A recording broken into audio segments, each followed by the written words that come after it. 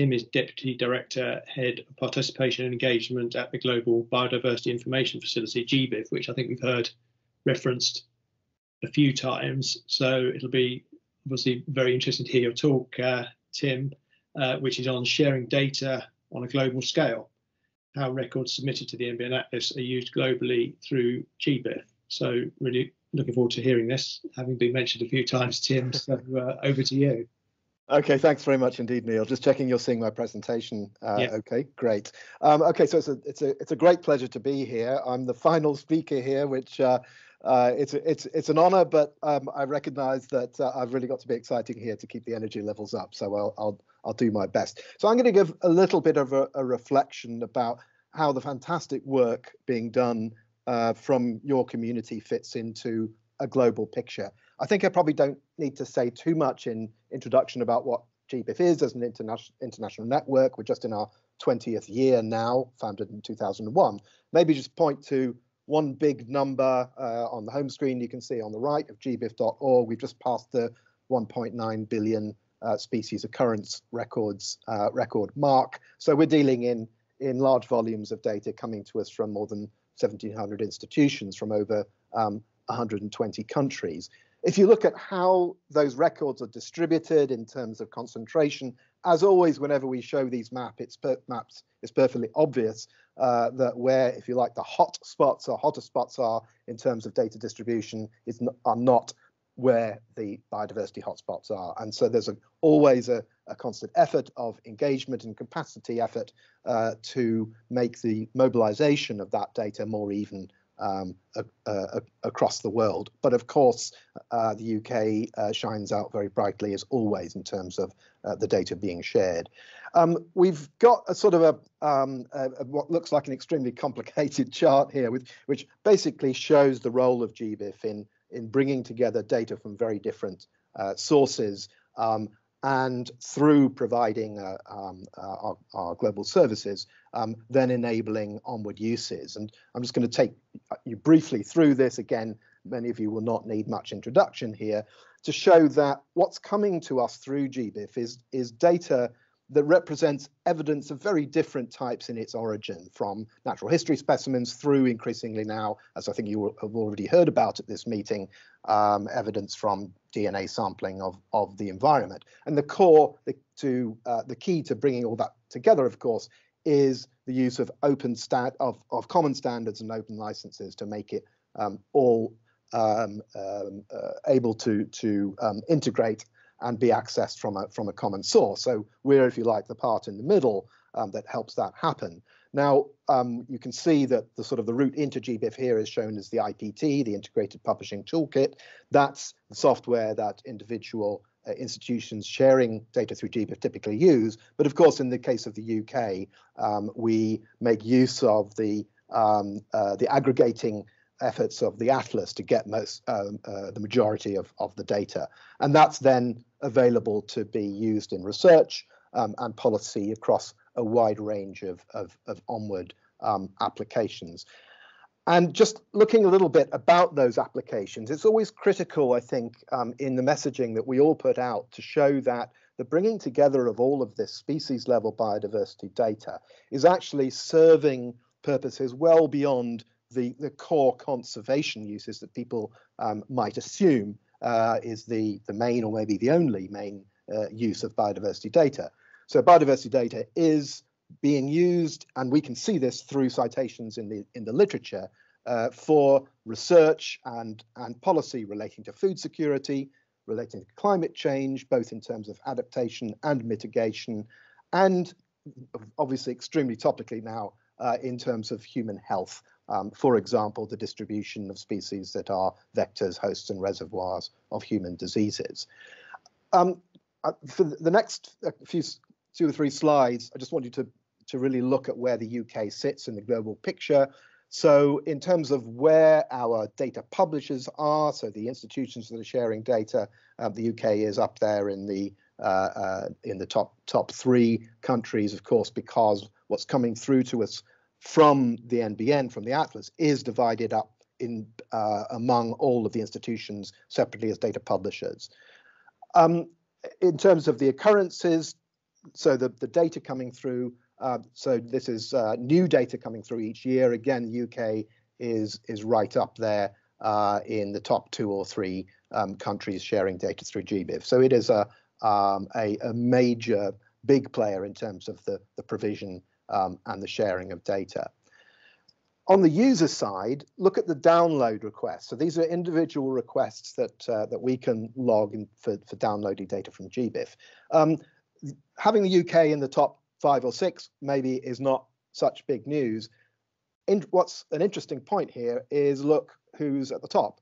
China actually overtook the US this year, at least so far, in terms of individual download requests for data accessed through GBIF. China is increasingly a big player in the use of biodiversity data. That's reflected also in the citations that we can track of peer-reviewed studies, which cites GBIF as a source of data. And you can see there again, yes, the UK, of course, is in the top few countries there, and China is moving up number 2 after the US in terms of those data citations. So zooming in on the UK, look at the footprint of what's being shared from GBIF. From the UK, from institutions in the UK through GBIF, and you look at this is the data publisher map. So on the left there, you can see that, of course, that crosses the entire world because of the diversity, the geographical spread of what's being shared through UK institutions. And on the top right, you can see the growth after a big dip there, which was when the Atlas was being organised, and so the UK data was withdrawn and then came back with a vengeance to increase over the last few years. And then just the top 10 data sets coming from UK institutions, you can see there on the right. And of course, several of those data sets are coming from NBN members, but you also have other big providers such as the NHM sending data directly through to GBIF, and increasingly some of the big DNA sequence databases, such as coming through to us from the EMBL, the European Molecular Biological Lab, which is based in the UK, which is why you're seeing a lot of that sequence data coming from the UK into GBIF. So I've got 3 fairly random, but I hope illustrative examples of ways in which, through our citation, we can show the link between data shared from UK providers, UK data partners, and then global uses of that data. So and we can do this because of the way that through the use of DOI citations, we can track the use of data in research back through to data publishers. So here's one example. You go to the dataset page for the macromoth distribution records from butterfly conservation on the left there.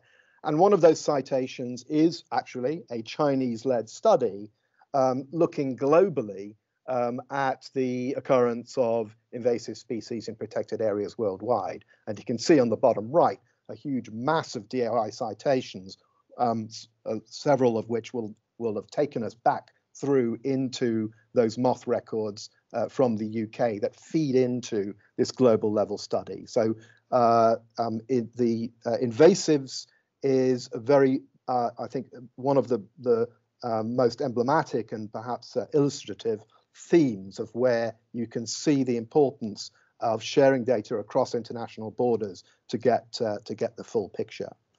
Another one here, which combines invasives data with the themes associated both with climate change and indeed agriculture. So here, and this is actually another one which is led from China, but my starting point here was the BSBI data in Scotland. One of the citations that we can see associated with this data set is a very recent paper in Nature Communications looking at the impact of expanding overwintering range of a particular of the diamondback moth and the way in which that's promoting pesticide resistance. And again, look at that link. So you've got data from the BSBI dataset, presumably or obviously relating to moth occurrence data. And then on the bottom right, through this study, the way in which that data is contributing to a global picture of changes over time of the distribution of this particular moth. So again, data shared locally and nationally feeding into global research. And then the final example here is also, I think, reflects the critical importance of sharing data, combining data from many countries to get to important research conclusions. So here I've gone from the NBIS, the Norfolk Biodiversity Information Service records, as you can see there on the map, the coverage and the volume of data, 1.7 million records there. One of the citations here is a study which is, I think it's led from the Netherlands, but with several authors, including from the UK. And it's looking at projections across the whole of the Africa-Eurasian waterbird flyways to look at some of the conservation implications of projected changes related to climate change. So again, I mean, it's data that's shared locally is critically important for those continental scale studies, such as this one reflected here. And in fact, if you look at the download that gave rise to that citation, so it's 55 million records, huge download. And this is what you can see on the central panel towards the bottom of the screen. There is just some of the individual data sets that contributed to that download, which included over 400,000 records from the NBIS data set. I'm just going to finish off with just a little reflection, or just some news really, which I think could be of interest to this community, which is work that GBIF has been doing to help to facilitate portals, data portals at different levels, which can be at institutional level, at national level where appropriate, and indeed at regional or thematic level, whereby the back-end work and the infrastructure is run from GBIF, working on the GBIF API. So all of the data services are simply offering a filtered view of data that's coming through our indexing system, and some tools to enable the construction of a fairly basic website with customized content at the front end. And I raise this because, of course, this is very complementary and compatible with the Living Atlases option, which is what NBN uses at the national level. But this is something that we have found we've been piloting it so far over the last year, and we're looking at how to roll this out more widely.